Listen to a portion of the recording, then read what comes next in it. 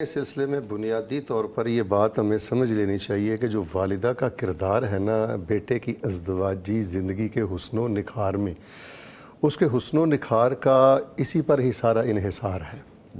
چونکہ میرے پاس ایسے کیسز آتے رہتے ہیں، اگر والدہ اپنا رول اچھا ادا کرے تو بڑا ایک خوشگوار گھرانہ جو ہے اور بڑی خوشی ایک نظر آتی ہے۔ تو میں نظامی صاحب اپنے سامعین کو بڑے سادہ الفاظ میں 5 چیزیں بتا دیتا ہوں۔ ایک ساس محترمہ کو، ایک والدہ کو اور ماں کو بالکل وہ اس کو نا تعویذ راسخ سمجھ کے پلے باندھ لیں، اچھا گلے میں نہ ڈالیں، اور بالکل صبح و شام اس کو دیکھتی رہے کہ اس کے مطابق میرا گھر میں کردار کیا ہے۔ 5 چیزیں میں آپ کو بتا دیتا ہوں، اور اس جذبے سے ان باتوں کو سنیں کہ ہم نے انشاءاللہ اس پہ عمل کرنا ہے۔ سب سے پہلی بات یہ ہے کہ بہو کو بیٹی جیسا نہ سمجھیں، بیٹی سمجھیں، یہ جیسی نکال دیں۔ جو فیور، جو پیار، جو محبت آپ بیٹی کو دیتے ہیں نا وہی آپ اپنی بہو کو دیں۔ دیکھیں بیٹی کی وکالت ہوتی ہے، بے جا وکالت ہوتی ہے، بیٹی کا دفاع ہوتا ہے، اور بہو کے معاملہ میں لمحہ بھر میں ہم جج بن کے فیصلے سنانا شروع کر دیتے ہیں۔ تو بیٹی سے بڑی خطا بھی ہو جائے تو ہم اپنے دل کو پاک صاف کر لیتے ہیں۔ بہو سے زندگی میں ایک غلطی ہو جائے تو ساری زندگی وہ تان زنی کا سامنا کرتی ہے، تو ایسا معاملہ نہیں کرنا چاہیے۔ ایک تو بہو کو آپ بالکل بیٹی کی طرح نہ سمجھیں، بیٹی سمجھیں اور وہی محبت دیں۔ دوسری بات یہ ہے کہ دیکھیں والدہ جو ہے وہ ایک تجربہ کار ہے، ازدواجی زندگی کے منیمم اس نے 20-22 سال گزارے ہوئے ہیں۔ اب یہ بچی نادان ہے، نہ تجربہ کار ہے۔ نظامی صاحب وہ ایک بڑا پیارا محبت بھرا گھر چھوڑ کے آئی ہے، یہی اس کی بہت بڑی قربانی، پوری فیملی چھوڑ کے۔ واللہ العظیم وہ بہت بڑی شفقت کی محتاج ہے، بہت بڑی شفقت اس کو چاہیے۔ تو اپنے تجربے سے ایک تو وہ اس کو فائدہ پہنچائے اور یہ ذہن بنا لے کہ یہ نادان ہے، آہستہ آہستہ سیکھتے سیکھتے سیکھ جائے گی۔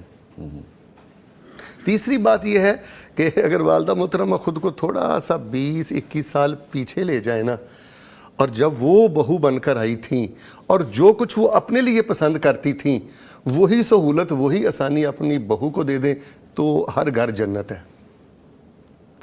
وہ ایک روایت بڑی معروف آتی ہے نا، احب لاخیک ما تحب لنفسک، کہ جو تو اپنے لیے پسند کرتا ہے دوسرے کے لیے وہی پسند کر۔ تو جب 19 سال پیچھے، 20 سال پیچھے یہی والدہ جائے گی تو وہ پرائیویسی پسند کرتی ہے، خامد کے ساتھ بیٹھنا پسند کرتی ہے، راز کو پسند کرتی ہے، تو وہ ساری آسانیاں دینے کی کوشش کرے۔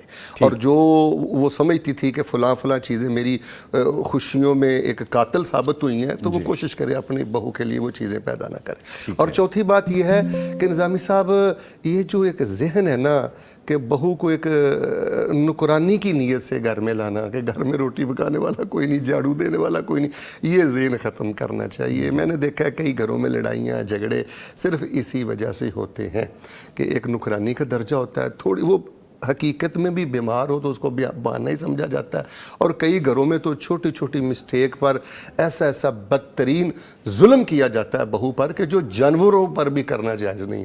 وہ بلی پر بھی کیا جائے تو اللہ تعالیٰ باتیں پھینک کر جہنم میں ڈال دیتے ہیں۔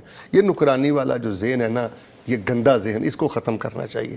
اور 5ویں اور آخری اس حوالے سے بات یہ ہے کہ ہر والدہ کو اس کا لحاظ رکھنا چاہیے کہ دیکھیں اپنے بیٹے کو اور بیوی کو اب نئی نسل کا سلسلہ شروع ہونے والا ہے، تو یہ خاندان پروان چڑھنے والا ہے۔ والدہ چند دنوں کی مہمان ہے، اللہ لمبی زندگی کرے، تو بالکل ہر وقت نہ دور بھی نہیں لگا کر نہیں بیٹھنا چاہیے، چوری باتیں سننا، چھوٹی چھوٹی بات پہ تان سنی کرنا۔ اصل میں بیسیکل ڈاکٹر صاحب ہوتا یہ ہے کہ جب بیٹا شادی کے بعد تھوڑا سا تقسیم ہوتا ہے نا، ماں کی ممتا میں غیرت آتی ہے، وہ تھوڑی سی چاہتے نہ چاہتے حسد کا شکار بھی ہو جاتی ہے کہ میرا بیٹا تقسیم ہو گیا ہے، وہ پہلے جیسا نہیں رہا۔ حالانکہ اس کو اگر وہ اپنی بیوی کے ساتھ اچھا معاملہ کرتا ہے تو اس کو خوش ہونا چاہیے۔ تو سب سے بنیادی بات، وہ میری پہلی بات ہے کہ بہو بیٹی جیسی نہیں ہے، وہ بیٹی ہے۔ اگر اسی والدہ کی بیٹی جہاں جاتی ہے وہاں خامد اس کی کیئر کرتا ہے، عزت دیتا ہے، تو یہ بڑے فخر سے کہتی ہے دماد بہت اچھا ہے، ہماری بیٹی کا بڑا خیال کرتا ہے، اس سے پوچھ کے چلتا ہے۔ اگر گھر چ اپنا بیٹا اس طرح کرے کہ رن مری دے جی، یہ تھلے لگ گیا جی، یہ تیجے دن ہی بدل گیا جی، تو اگر ساس محترمہ اور ہماری روحانی والدہ اور ہماری مائیں ان 5 چیزوں کے سامنے یقیناً اپنے آپ کو رکھیں تو ہر گھر گلزار ہے جی۔